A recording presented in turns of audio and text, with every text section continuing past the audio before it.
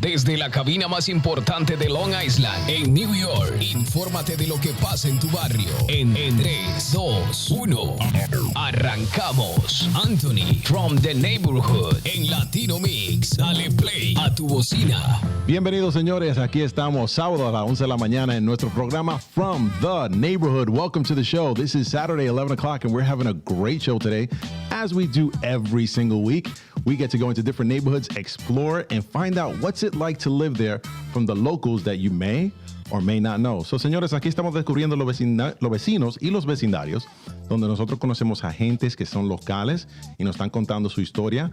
Sobresalientes, por las muchas personas que hemos escuchado, han hecho cosas extraordinarias. So, really, really cool stuff here. We're learning from a lot of people on things that would surprise you, right? Because you generally hear about neighborhoods in the headlines of the news, and there's never really anything good, and they only get about 30 seconds worth of conversation.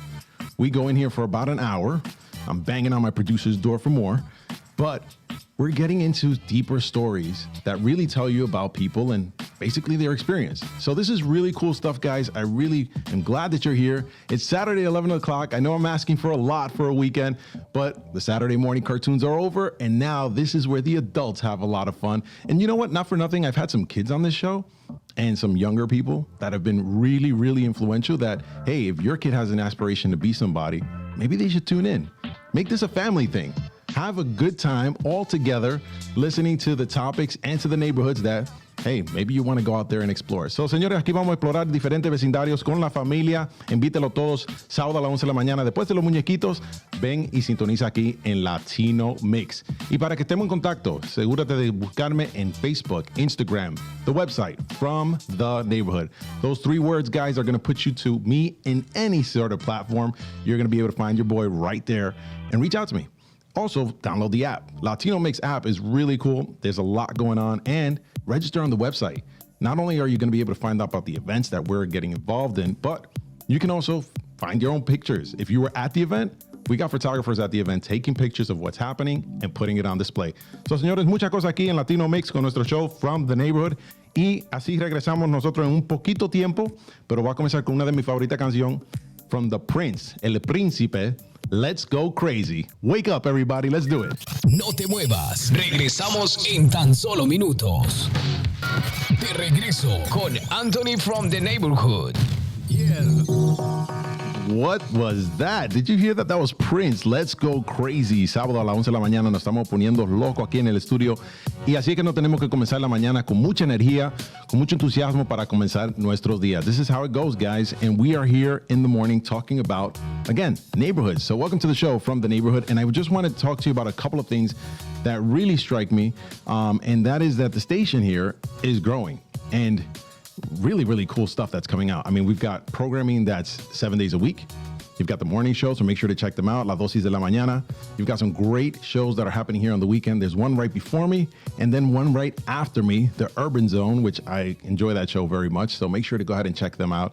And if you missed any of the episodes, make sure to go to latinomix.com and go back to any one of the podcasts, any one of the shows, and you can click on them and go ahead and watch them on demand. So another reason to register. Now, I'm going to ask you guys for some help on a couple of things. So first off, I have a little situation that's happening back in my neighborhood with regards to my best friend.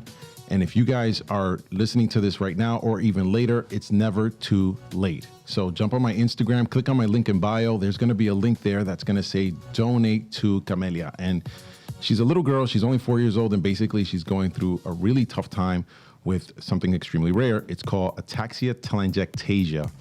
And this thing is deteriorating her body, and it's really sad. And unfortunately, you know, it's hitting her at a very young age. And I don't know if there's anything we can do about it other than give them the support. And in this case, I'm asking for financial support to provide for their family so they can provide for her and make whatever time that she's here with us the best possible, because it's not a curable disease. So it's really, really tough to hear this, and I'm asking for you guys to help me. So, señores, si me pueden ayudar en el Instagram, tengo un link en el bio, esa es la biografía, me cliqué en el perfil, cuando vean el perfil, va a ver la biografía, tiene un link, y ahí va a haber algo que dice donate, para donar, y puede donar lo que ustedes puedan, 10 pesos, 15 pesos, 20 pesos, lo que le pueda salir de su bolsillo para ayudar a esta niña. La niña es hija de mi mejor amigo. So really want to ask you guys for that. And aside from that, we are going to get back into the show and talk about some of the people that are been on the show. We've had world famous photographers here. We've had business owners, Entrepreneur of the Year recipients. We've also had nonprofits from Greenpoint, Brooklyn, Bed-Stuy, all the way out here to Long Island. And these are people that are impacting the community. So if you want to be a part of the show and have a compelling story, reach out to me on any one of the platforms I just mentioned and just let me know what your story is. And we'll find a time. Let's tell the world what's happening in your neighborhood. So vamos a contarle a la persona lo que está pasando en tu vecindario. Y si usted tiene una historia extraordinaria, por favor, búscame por las redes sociales en From the Neighborhood y comunícase conmigo para que así nos podemos conectar y escuchar tu historia, para que todo el mundo sepa lo que tú estás haciendo en tu vecindario. So guys, with that, I am going to go to a neighborhood that I've not been to in a while. It's been some time, right? But I had somebody here who spoke about it once. So if you go back to latinomix.com, you'll see there was an episode on the sound view section of this borough. And if you guys know what that sounds like the Bronx. So, señores, yo tuve un episodio en el Bronx. Hablamos de la sección de Sound View, donde está el pequeño Puerto Rico. So, ustedes pueden ir a la página de latinomix.com y mirar a los episodios pasados para saber más sobre esa área del Bronx. But I'm going to go to the Bronx again. Regreso al Bronx de nuevo y esta vez voy a una sección de Highbridge en Wakefield. Y voy a hablar con una persona que estaba viviendo allá y se ha criado allá. And really cool stuff. I mean, really cool people that have come out of this place. So this is going to get pretty interesting, and I'm very excited to welcome them onto the show. So with that, I've got to give a tribute to the Bronx. Tengo que reconocer el Bronx. Y siempre yo lo reconozco con una buena canción. And when I go back and redo something, it feels like deja vu, right? It feels like deja vu. Feels like we've been here before. So who better than the group Deja Vu with the song Uptown Baby? Let's do this. No te muevas. Regresamos en tan solo minutos.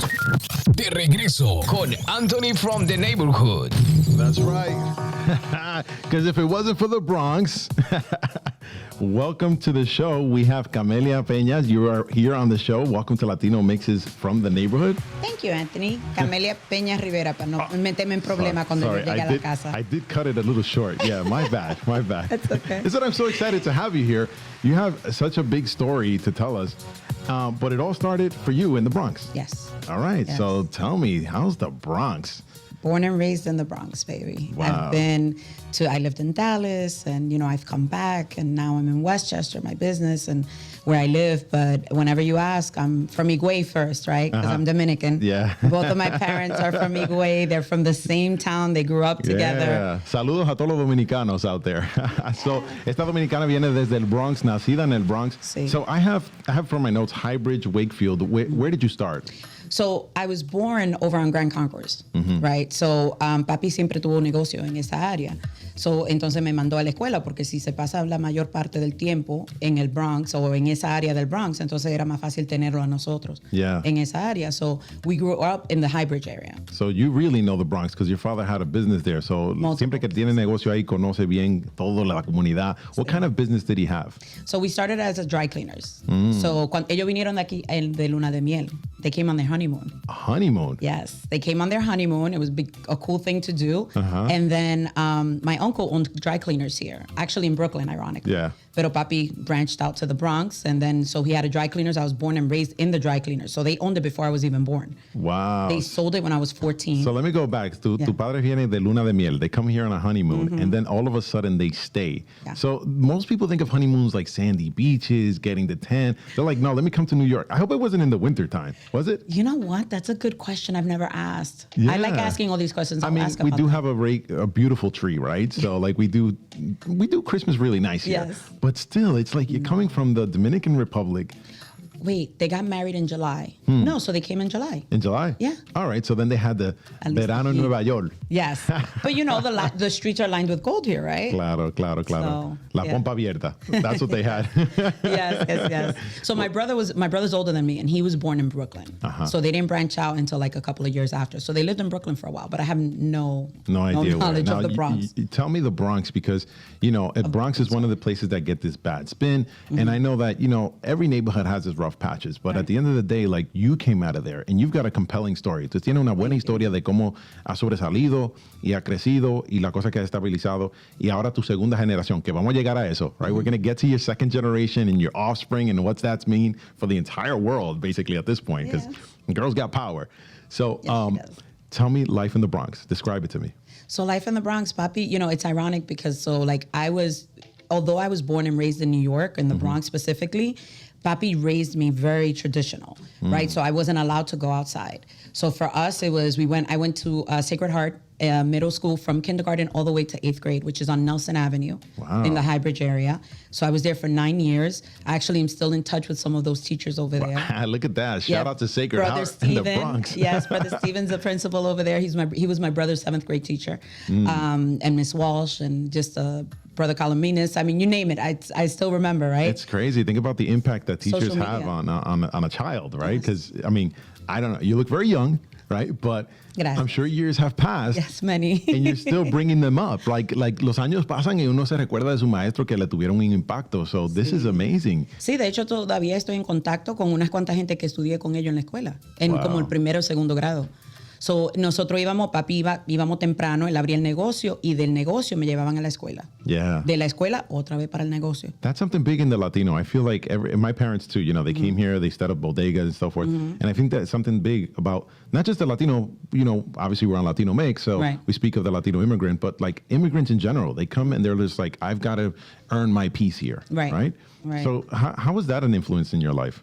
It was amazing because then I saw Papi not only make strides for himself in the business, but our family. So he brought a lot of his brothers. He's one of 9. Wow. So he brought a lot of his brothers and sisters over, which one of my cousins was actually here for the Dominican Day Parade this weekend. And she was telling me stories about how, you know, her mom is super grateful when that's not like, so my uncle's ex-wife.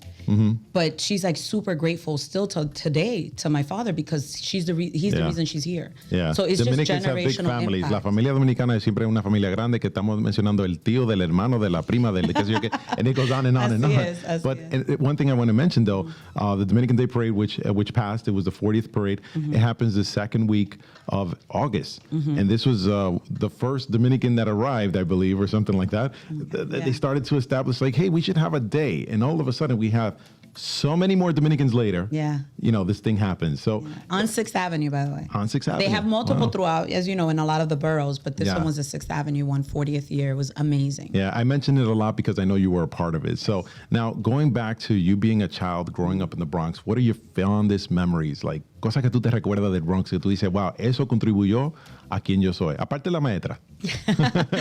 La pompa, you mentioned it before, you know, en los momentos donde, porque imagínate, en un dry cleaner, so súper caliente, right? Un calor de olvídate. So, en esos momentos donde sí no permitían salir, había una pompa delante del negocio. So, ahí no permitían porque no podían velar. So, papi, mami, I was very, very strict household. Y papi, you want to talk about the Bronx, papi tenía un pito distinto. Que like the minute my father whistled, a whistle. Yes, a whistle. Yeah. No matter where my brother was, and mind you, I say my brother because I wasn't allowed out. Yes. But my brother, he's 6 years older than me. Wherever my brother heard that pito, really, he showed up. Yeah, so unbelievable. That's a New York thing, though. You've got everybody's got a whistle, a certain calling. Yes. You would know, and you would know by the tone whether you're in trouble or you're okay, and it's just time to eat. But I want to fast forward into something because now you had this rich upbringing in the Bronx, this diversity, you know, this like sort of like fend yourself in the big city, right? And you come up to now starting, you know, becoming a professional, right? Starting your career. And from what I know is that you were in corporate media sales with 2 really big media outlets. Yes. So what led you to that? How did that become a thing for you? Well, that's ironic because after Sacred Heart, I went to Cardinal Spellman High School. From Cardinal Spellman High School, I went to Binghamton University. So from there, I actually went into investment banking before that. You were in the Bronx and you went out to Binghamton. Like, this was like the woods. Yeah, where you get snow in April, by the way. By comparison. So Binghamton, Nueva York, señores, es mucho más hacia el norte. Sí. Y hace mucho frío. So y cae nieve en abril. Una dominicana en Binghamton, desde el Bronx. ¿Cómo se sintió? Para decirte, en este momento, fue como que todito nos fuimos allá, porque habemos mucho más ahora. Pero en ese tiempo, en los 90, sin dar mi edad. Pocos hispanos habían, right? Muy poco Right. hispano y menos dominicano. Wow. So, fue algo que nosotros, de hecho, estuve en una organización y comenzamos una organización específicamente para los latinos, porque habían para los afroamericanos, habían para los blancos, pero para nosotros nada. So, yo fui parte de eso. Siempre he sido de ese tipo de persona. Si no lo hay, vamos a crear. Yeah, I feel like as a Latinos, we're definitely new in the space, and we're in a lot of spaces because, you know, maybe it's the language barrier and also the fact that it's very different, right? Like in our countries, credit's not a conversation, you know, leveraging things, like it's just hard work all day. Right. So not working smart. And I think over here, it's really valued that you work smart. So you go to Binghamton, you come out, you're working for Telemundo, Univision, Yes. right? So tell me, what's it like in that world? So if someone maybe has interest to get into that space. Well, it's ironic because what the point that I was making with that was after Binghamton, I went into investment banking. Oh. I started at Santander. So Santander was a bank from So Spain. you're in finance right now. In finance Okay. at that time, right straight out of college.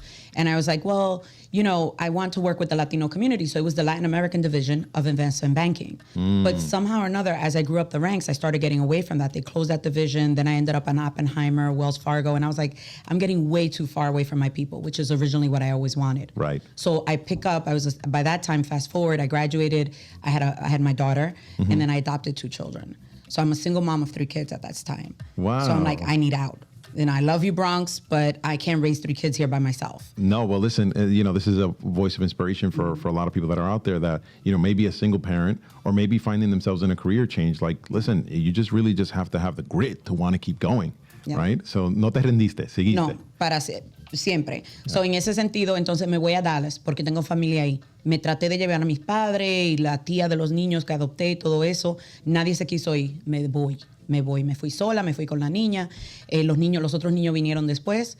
Pero fui, para decirte cómo entré a media, fue mi hermano y una mejor amiga mía, Raquel. They've always wanted me to go into sales. Your personality, you're great, sales. I'm like, I don't like approaching people. That's not me. Esa no soy yo. Entonces, estuve buscando 3 meses, buscando en investment banking y para nada. Yo digo, Dios mío, y soy bien creyente. So, Dios mío, dame el camino, dame Sí, paz en esto. te puso tus amigos ahí enfrente telling you, hey, you should get into sales. Y yo nada. And you're still waiting for God to bring you a sign. Yeah. Okay. Thanks, Anthony. Okay, Camelia. Thanks, Anthony. So now what woke you up to get into sales and A put job you fair. back in a job fair? A job fair. Señores, Entro. hold on a second. Una feria de trabajo, señores. There's a lot of these job fairs and people straight up ignore them. And I know there's big job fairs, especially within the city. Yes. And people just like pass them by. And they're like, I'm going to go to the concert and I'll spend the money, but I'm not going to go there where, to the place where they're going to give me money, Yes. right? Like, come on. Y you don't lose anything. Unbelievable. So for me, it was like, okay, God, let me see. And it was radio. It was a radio job fair. Wow. So había muchísimas estaciones de radio. Entro y lo primero que hago es escaneo. ¿A dónde están mis latinos? Oh, ahí está. Me fui directamente a Univision. Voy a donde el señor, que es mexicano, by the way. I had just gotten to Dallas. So no había mucho dominicano tampoco en Dallas en ese tiempo. Ahora estamos por todo el sitio. Pero en ese tiempo no habíamos mucho dominicano. Y le digo, mira, no sé nada de ventas, no sé nada de radio, soy dominicana, acabé de llegar, pero quiero un trabajo. Me dio el trabajo. So tú tuviste la historia como los que tuvieron tus papás cuando llegaron aquí a Nueva York, abriendo un dry cleaner, right? So like your story basically flips, and you're an emigrated, right, to Dallas, and then you just start up a new career. Where your dad immigrated to New York and was like, hey, we do dry cleaning here, because in DR it's there's no dry cleaning, right? Over there's rough jeans with like a bucket, Right. by the riverside. Afuera, right. Con las dos manos así. So this is really impressive, because when you get over there, you take about 15 years in sales, and then you make another switch. Yes. Then I come back. Ah, regresa a Nueva York. Es que Nueva York es pegajoso. You can't get away from New York. So New York draws you back out of Texas, right? Yes. I come back, family purposes. Like I married my high school sweeheart.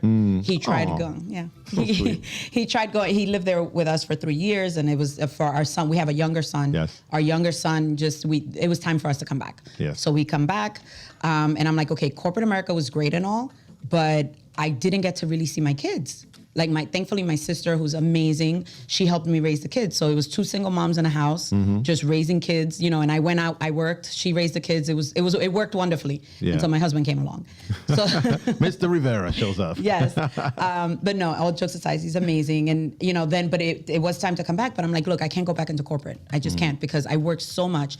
And I lived the dream, right? My parents, immigrants, graduated from the university, had 2 degrees and a minor. I did that, right? Yeah. I did corporate America. They created jobs for me. Because then from Univision Radio, me fui a Telemundo. Yeah, but I keep seeing this common denominator is being in touch with your people, like on a local level, Siempre. to a level that you can impact. So, cuando una persona tiene algo que lo llama, como que no le puede ignorar. Sí, so, cosas que uno piensa, oh, yo voy a hacer esto con mi vida. Y es lo que dicen, tú haces planes y Dios se ría, right? Yes. So it's very funny because you were doing things, but you kept getting pulled back into something, and then somehow you end up back in finance, but you find a pocket there, and you actually are now a certified trainer with NARP, the National Association of Hispanic Real Estate Professionals. I've had a few people that have been members, past presidents on this show, obviously, Latino mix, right? But what's impressive here is that as a certified trainer, you actually talk about these 10 commandments, basically, of like living your life as a Latino who's making it for themselves, for their culture, and for their family. Right. So tell me a little bit about that, because you're traveling all over the place now and speaking to people through this nonprofit about responsibility with their finances. So cuéntanos un poquito. So de la ventas, me quedé en ventas, pero I figured I needed my own schedule. So that's why I did real estate. And for me, my real estate is a big why, which leads into the narrative 10. My real estate for me was, as I told you, Papi, after the cleaners, then he had a bodega. Dominican, right? Yeah. Yeah. So, but siempre tuvo negocios, pero nunca compró casa, nunca compró propiedad. No invirtió. No invirtió. So very important thing. O no aquí en Nueva York, mejor dicho, porque invirtió allá. He was operating, but he didn't invest. That's basically what happened. Correct. Okay, all right, gotcha. So invirtió en la República Dominicana, teníamos de todo, ganado, teníamos tierra, casas, todo, pero nunca aquí. Y para mí, yo creo que eso fue por falta de confianza con alguien que, mi tío le enseñó cómo hacer un cleaners. Mi primo le enseñó una bodega, pero ¿quién le iba a enseñar de casa? Wow, ¿y cuántos años tuvo él aquí? Desde el 65. Wow, your father got here in 1965? He's still here since 1965. Yes. So that's the point I'm making. He never went back. So everything was retirement, going back. He never went back. Wow. So for me, my why in real estate specifically, besides the schedule supposedly at that time, was, I'm now, again, the product of immigrants who has the opportunity to teach people how to buy properties. I love it. And give them the opportunity to say, hey, I know your culture. Not only do I know your language, I didn't go learn your language. Spanish was my first language. Yeah. Right. I went to kindergarten not knowing English, by the way. Thanks to one of the nuns. Me too. Right. Me too. I was in ESL. Till 3rd grade, I was in ESL. Yeah, me too. So, at that point, it's like, now it's my responsibility. It's my duty, right? Because Dios dice también, and it's biblical to give back. Claro. And a lot of responsibility also warrants that kind of that burden in that sense. I love it. I want to get back to this. I'm going to go to a quick break, but I definitely want to get back to a little bit of the narrative 10. Yes. So that there's people out there that are probably in the industry, right? Profesionales que están en la industria, pero no saben las disciplinas. So let's put out those disciplines to see that, it captures people's minds. And maybe they want to be part of this nonprofit that you're a big part of and really see themselves grow. Not just being an operator, but maybe being an investor. You have to get in it. I love it. And this is the Dominican spirit or the immigrant spirit, right? When they get here. And in your case, I mean, you may have not come from a different country, but with this movement back and forth, industry shifts and so forth, you've traveled to different worlds and back, and you're a living testament of Pero that. eso se lleva en la sangre. I don't have to come from another country. And not for nothing, this is how we do it. And I'm going to go to a quick break with my favorite song from Montel Jordan. This is how we do it. Be right back. No te muevas. Regresamos en tan solo minutos. De regreso con Anthony from the Neighborhood. Bienvenidos, señores. Aquí estamos de nuevo con el programa y aquí estamos Camelia Pena-Rivera, que nos estaba contando su historia y cómo ella ha podido lograr ciertas cosas en su vida que ha sido sorprendente. Like, really cool stuff. I mean, congrats on all the achievements. Thank you. And now we're going to go into these disciplines, which it's interesting because You are certified trainer with the National Association of Hispanic Real Estate Professionals. So you travel the country speaking of this. Right. But I also feel that it applies to anyone who's in business on their own. Absolutely. Because these things are almost like universal. I took a look at these 10 commandments, right? These 10 disciplines. Y estas disciplinas se pueden aplicar a muchas personas. So cuéntanos un poquito o cuáles son tus favoritos para que la gente entienda un poquito más de tu misión. Sí. No solamente en cualquier negocio, también a cualquier edad. Una compañera y yo, Nancy Scavari, nosotros también normalmente lo hacemos juntas, and it's something that we go to high schools. We've done career fairs because this is something that we feel. So just to tell you a little bit about it, the 10 disciplines were actually designed within NARAB. There's something called the Hispanic Wealth Project. Right. The Hispanic Wealth Project is because as Latinos, we've closed the income gap. So we're actually making the same amount of money as our counterparts are. Pero ¿qué sucede? We don't know what to do with it.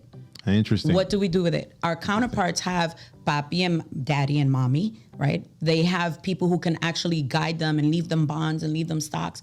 We're the generation that is actually teaching our parents how to do it, but also making sure our children do it. Yes, I know. I remember the days when I would sit there and I would have to translate the documents while filling out the documents and getting... For your own schooling probably, right? Yeah, and it was interesting because you almost had to have like 3 brains, right? One that translates, one that fills out the documents, and one that gets the purpose, understands the process. Yeah, whatever it is you're doing, like gets that purpose fulfilled. Right. So it's very interesting when you are trying to work that barrier. Right. And I think that it applies itself to anybody who has like their parents who immigrated here.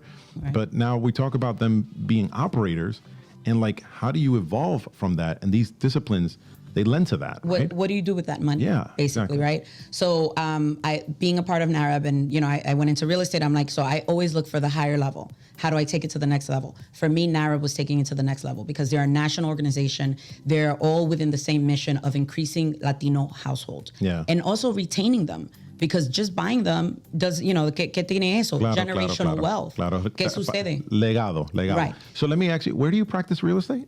I'm in Westchester, Bronx, all of, okay. Wow. Okay, so why don't you just give a quick shout out of your Instagram or something in case people want to tour those neighborhoods? Maybe they give you a call. Yeah. Sure. Camelia Pena-Rivera. Pretty simple. Wow. Señora, por favor. I couldn't get very creative.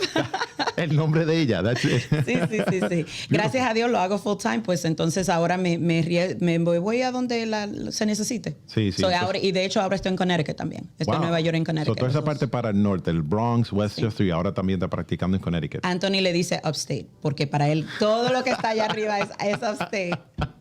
Pero upstate, para el norte. So now, when you got involved with NARAB, did you discover these 10 or somebody told you about them? How did it come together? Like NARAB they're intense. They're amazing. So we have a national convention in San Diego, and we have, during the middle of the year, we have in policy conference in Washington.